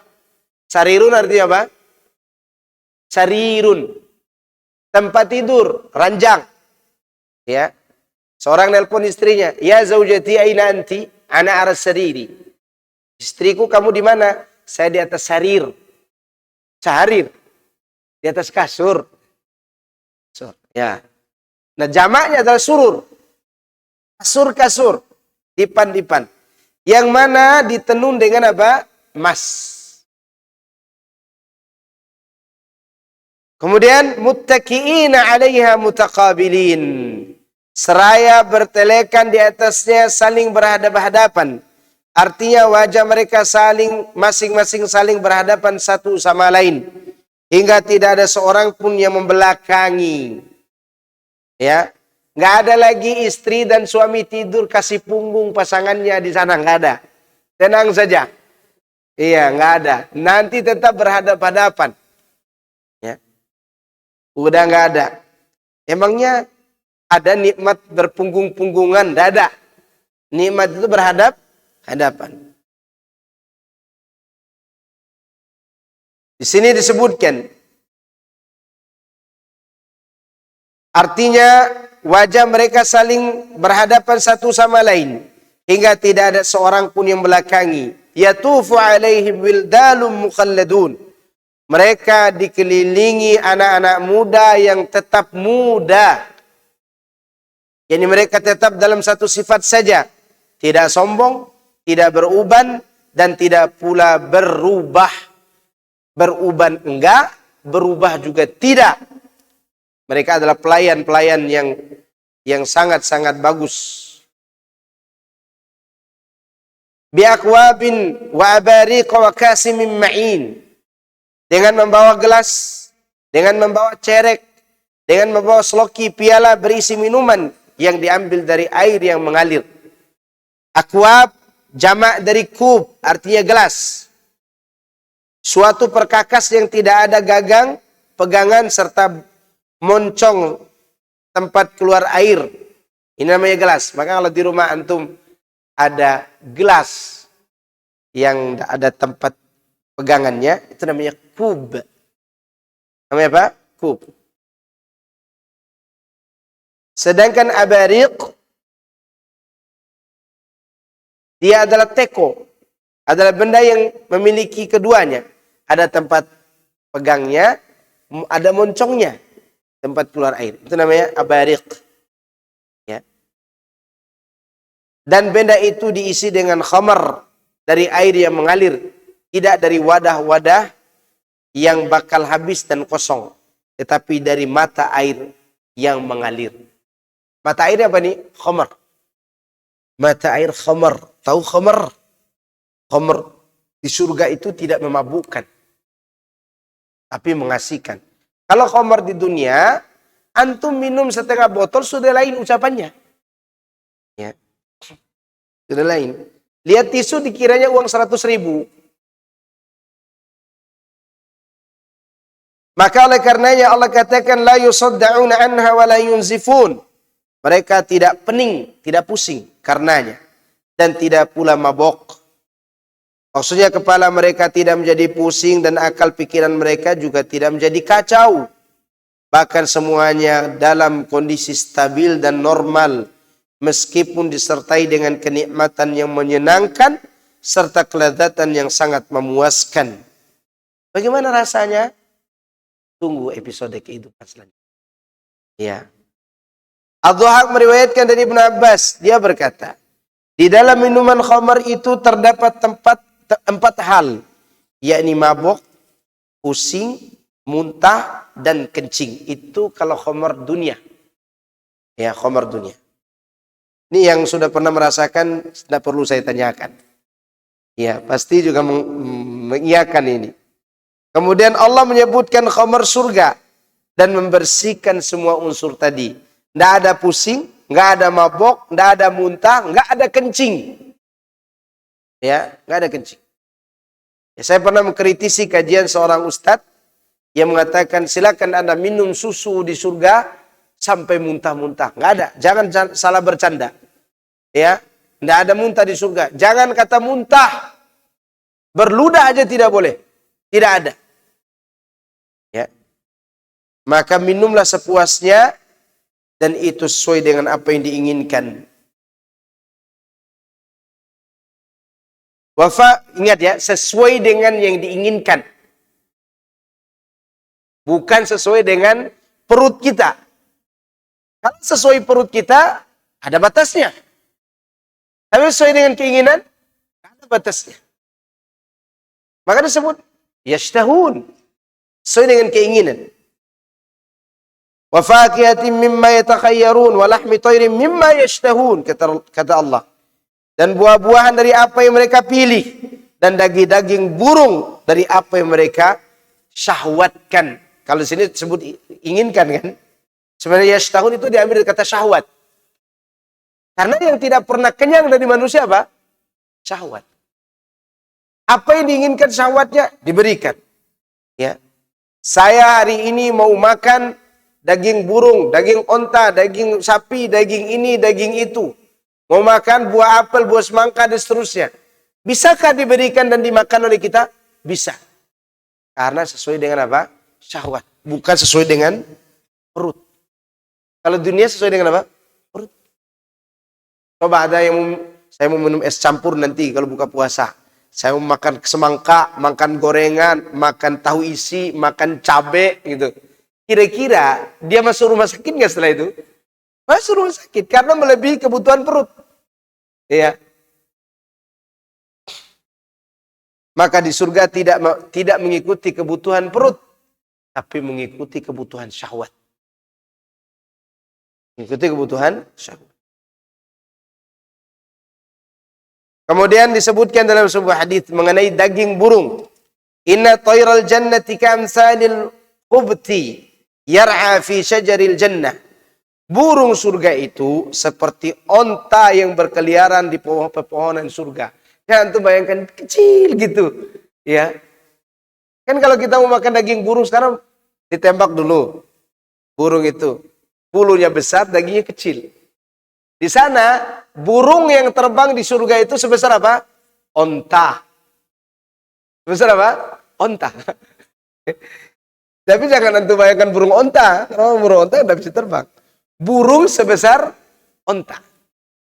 Itu pun onta yang ukuran dunia apa onta ukuran akhirat. Karena keberkahan di dunia saja yang terjadi di akhir zaman berubah bentuk buahnya. Belum di surga ini. Nanti di akhir zaman keberkahan dunia terjadi. Ketika dipimpin oleh Imam Mahdi. Dan turunnya Nabi Isa.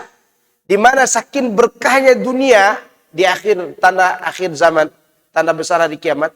Itu buah delima. Disebutkan dalam hadis. Kulit bekas makan delima bisa dipakai untuk berpayung.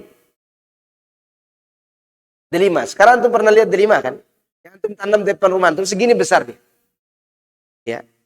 Nanti di akhir zaman saking berkahnya delima itu sebesar payung, sisa kulitnya itu bisa dipakai untuk berpayung. Ya. Apalagi di jannah, maka tidak bisa dibayangkan nikmat surga itu. Yang kita baca ini adalah yang harus kita imani, bukan dibayangkan. Tidak bisa dibayangkan. Gimana nanti bisa bayangkan? Muadzin panjang lehernya nanti di hari kiamat. Akhirnya para muadzin mundur jadi muadzin. Kenapa? Jadi jerapah dong kita nanti. Kan begitu pikiran dia. Nggak sama dengan dunia dan akhirat. Nama aja yang sama yang harus kita tanam di sini nih. Jadi iman, bukan jadi bayangan. Bisa dibayangkan? Nggak bisa. Ya, maka keliru orang bikin AI ya. Apa AI? AI dia bikin ini nikmat surga, ini neraka. Nggak bisa dibayangkan. Nggak bisa. Wahurun in kata Allah Azza wa Jalla. Dan afan. Kemudian Abu Bakar berkata, ya Rasulullah, sungguhnya burung seperti itu sungguh sangat menyenangkan. Nabi SAW menjawab, memakannya lebih menyenangkan daripada hanya melihatnya. Sesungguhnya aku amat berharap engkau termasuk orang yang memakannya, wahai Abu Bakar. Lihat kata Nabi, burung di surga itu menyenangkan kalau dilihat. Ternyata memakannya lebih menyenangkan lagi. Burung di dunia mendengar suaranya menyenangkan. Tapi memakannya enggak menyenangkan. Kenapa? Karena burungnya kecil, harganya mahal. Murai batu itu kan mahal tuh. Lebih daripada 1.000 ayam potong harganya. Mahal kan? Mahal. Apalagi burung merpati yang dipakai lomba itu. Ada yang 3 miliar saya lihat. Melihatnya menyenangkan burung merpati itu. Tapi menyembelihnya tidak menyenangkan. Disembelih itu tidak menyenangkan. Di surga burungnya udah besar, melihatnya menyenangkan mata, memakannya lebih menyenangkan lagi. Iya. Masya Allah, luar biasa itu. Wahurun in, kamsali lu'lu'il maknun. Dan di dalam surga itu ada bidadari-bidadari yang bermata jeli. Laksana mutiara yang tersimpan dengan rapi. Sebagian ulama membaca rafa', membaca dengan rafa', yakni memberi harokat dhammah, dalam arti mereka diberi bidadari di dalamnya. Sedangkan bacaan dengan harokat kasrah mencakup 2 makna. Salah satunya i'rab mengikuti makna sebelumnya, yakni wamsahu bi ru'usikum wa arjulikum, sama seperti ini. Dan kemungkinan kedua ialah di antara dibawa keliling oleh anak-anak muda yang tetap muda itu adalah para bidadari. Jadi selain gelas yang dibawanya, ada bidadari juga yang dibawa kepada laki-laki itu. Itu kalau dibaca wahurin inin. Itu. Kalau dibaca wahurin in, para gilman tadi tidak hanya bawa gelas. Nih ada istri-istri juga nih buat kalian nih. Selain bawa gelas. Paham sampai sini? Tapi kalau dibaca dhammah, wahurun in, di tempat itu mereka diberi bidadari. Bukan dibawa oleh gilman tadi.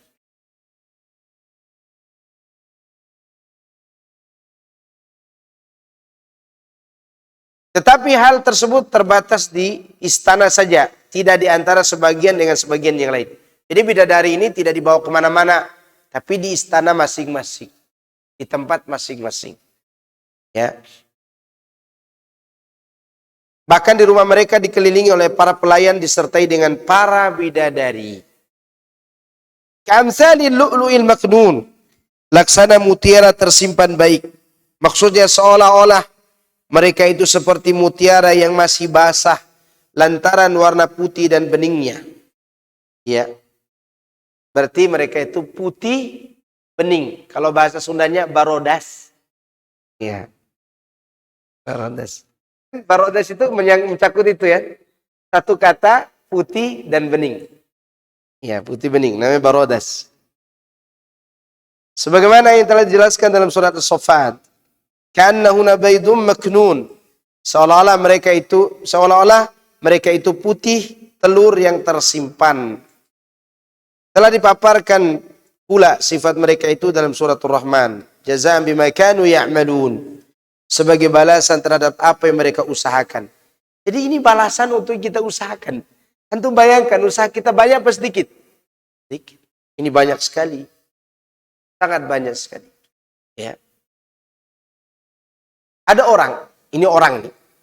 Saya mau contohkan bahwa usaha kita di dunia ini kalau dibalas dengan dunia, walaupun bagus dan banyak, tetap tertolak kalau tidak diinginkan oleh yang membalas. Ada orang pemuda misalnya, dia lagi incar anak Pak Lurah. Mau dia nikahi anak Pak Lurah. Anak Pak Lurah itu cantik, anak Pak Lurah itu dia soleha, anak Pak Lurah itu sopan, ya, dan bisa menawan hati si pemuda ini. Si pemuda ini hafal Quran 30 juz. Ganteng juga. Dia jadi imam. Ada Pak Lurah nggak di belakang? Wah, ada. Bacalah dia. Allahu Akbar. Ya, saking dia khusyuknya karena ada Pak Lurah. Bacaan Allah Akbar panjang lagi. Allahu Akbar. Lurah di belakang. Indah sekali itu suaranya. Begitu dia lamar anak Pak Lurah, kira-kira diterima langsung? Tidak. Tidak mungkin. Karena amalan dia belum tentu disukai oleh siapa? Pak Lurah. Karena Pak Lurah membutuhkan penghafal Quran, kaya raya, punya mobil. Paham nggak? Anak Pak Lurah ini manusia yang nanti akan tua, yang nanti akan kentut juga kalau di rumah. Yang nanti juga dia akan membosankan suaminya. Ya enggak? Bermodalkan baca Quran tidak dapat. Harus punya mobil lagi. Harus punya apa? Rumah lagi. Sedangkan penghafal Quran di dunia ini, dia ikhlas menghafal Quran. Dia ikhlas mengamalkan Quran. Dia tunduk kepada ajaran Al-Quran, maka Allah akan memberikan balasan yang lebih daripada anak Pak Lurah tadi. Jangankan kentut, bangun tidur ada Pulau Bali jadi pipinya udah tidak ada. Wanita di surga itu, saking cantiknya. Bagaimana cantiknya? Bening cantiknya itu terlihat dari 70 lapis gaun yang dia pakai. Bagaimana kalau dia tidak pakai apa-apa di hadapan suaminya? Dia pakai 70 gaun nih. Bening betisnya, belum wajahnya. Bening betisnya itu terlihat dari 70 lapis gaun yang dia pakai. Pada suratul Rahman kita sudah sebutkan, cantiknya itu meliputi cantik, menawan, sopan, ya, dan soleha. 4. Saya ulangi ya. Cantik, menawan, sopan, soleha. Ada wanita soleha, ada wanita cantik, ada wanita soleha, ada wanita yang menawan, tapi dia belum tentu cantik, ya kan? Ada yang cantik, soleha, menawan, tapi galak. Ada nggak? Ada. Ada yang menawan, ada cantik, ada juga sopannya, tapi belum tentu soleha, tidak mau pakai jilbab. Paham sampai sini? Tapi di surga ada istri yang disebutkan dalam surat Ar-Rahman, cantik, menawan, soleha, sopan. Oke? Udah tidak ada lagi yang panggil, mas, makan. Nggak ada lagi. Ya, mereka tidak lagi meninggikan suara. Kalau wanita dunia menyebut kita seperti itu, pahami saja. Wanita dunia masih dunia. Urusan apa? Dunia. Tapi ini mengenai bidadari tersebut. Kemudian mereka di dalamnya tidak mendengar hal yang sia-sia membawa dosa. Mereka hanya mengucapkan ucapan yang selamat. Maksudnya mereka tidak mendengar ucapan sia-sia yang tidak membawa manfaat dan tidak mengandung makna. Atau hanya mengandung makna yang rendah dan hina. Mereka tidak ucapkan itu. La tasma'u fiha lagwa. La tasma'u fiha laghiyah. Mereka tidak mendengar dalam surga itu kata-kata yang sia-sia. Wala ta'thima. Tidak juga dosa. Illa qilan salaman salama. Kecuali ucapan yang membawa keselamatan. Yang dimaksud adalah ucapan salam yang diucapkan oleh sebagian di atas sebagian yang lainnya. Sebagaimana Allah katakan, wa tahiyyatuhum fiha salam. Salam penghormatan mereka di surga adalah salam. Dan salam yang paling indah adalah mendengar salam langsung dari Allah Subhanahu wa ta'ala. Mudah-mudahan kita mendengarkan salam itu nanti di yaumil qiyamah di surga Allah Subhanahu wa ta'ala. Saya kira cukup itu bisa saya sampaikan. Mudah-mudahan ini menambah keimanan kita kepada akhirat, menjadikan kita lebih cinta akhirat daripada dunia. Pak Ustadz, mau tanya pertama mengenai golongan terakhir itu apa beda dengan golongan terdahulu? Terdahulu kan banyak, lebih banyak yang masuk surga. Yang terakhir kok sedikit. Nah, ini makanya ditafsirkan dengan tafsir yang kedua tadi. Ya. Jadi setiap umat itu, umat Nabi Nuh nih, ada orang-orang yang mengikuti Nabi Nuh.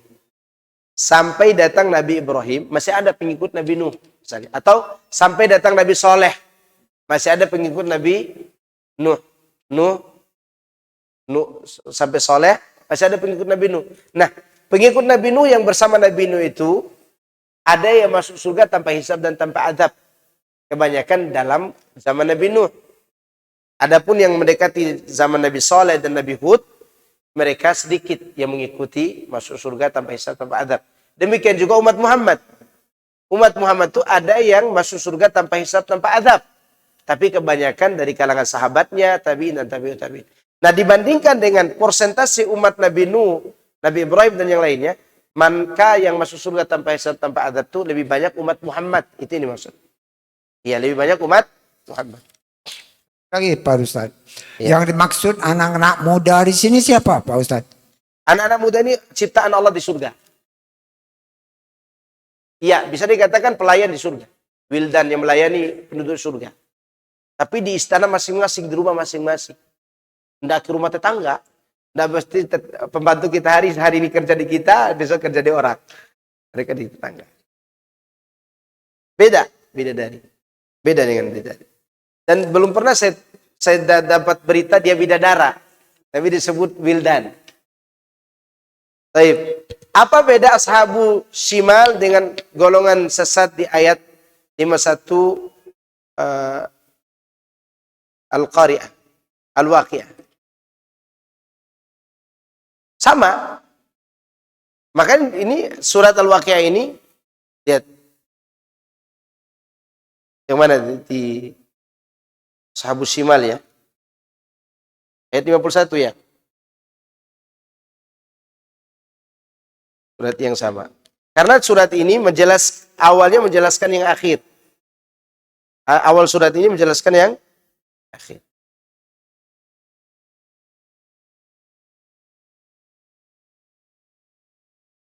Qul innal awwalina wal akhirin lamajmu'una ila miqati yaumin ma'lum. Tsumma innakum ayyuhad dhaluna al mukadzibun. Iya, di antara orang yang mendustakan ini orang kafir. Nanti dijelaskan yang ini. Ini yang mendustakan orang kafir. Sedangkan ashabus shimal itu ada yang dari kalangan orang kafir, ada juga dari kalangan orang Islam. Jadi yang dibagi tiga itu hanya orang Islam. Sedangkan orang kafir itu hanya disebut apa? Innakum ayyuhad dhalunal mukadzibun. Mereka ini yang kafir. Jelas keluar dari Islam. Sedangkan ashabus shimal ada yang keluar dari Islam, ada yang masih orang Islam. Nanti insyaallah akan dijelaskan. Barakallahu fikum. Apakah benar orang kafir tidak dihisab? Mereka tetap ditanya. Pertanyaan, dihisab juga. Sebagaimana Allah katakan, "Madza kuntum ta'budun wa bima ajabtumul mursalin." Dulu kalian menyembah apa dan bagaimana kalian menyambut nabi rasulku, kata Allah. Dalam ayat yang lain disebutkan, "Aina syurakaukum alladzi kuntum tu'adun?" Mana sekutu-sekutu yang kalian persekutukan dengan aku dulu di dunia. Jadi Allah tanya, nanti ada pertanyaan. Ya. Tetap dituntut oleh Allah. Karena kita sudah sebutkan sebelumnya, bahwa Allah itu kalau mau mengadab orang, disebutkan dalam tafsir surat Qaf, kalau Allah mau mengadab orang, cukup dia adab langsung, dan perlu ada bukti. Dan karena dia tahu dengan ilmunya. Tapi dengan keadilannya, Allah akan tanyakan dulu kepada mereka. Allah akan lakukan hisab dulu kepada mereka. Supaya Allah mengadili mereka dengan keadilan. Jelas? Subhanakallahumma wa bihamdika asyhadu an la ilaha illa anta astaghfiruka wa atubu ilaik. Assalamualaikum warahmatullahi wabarakatuh.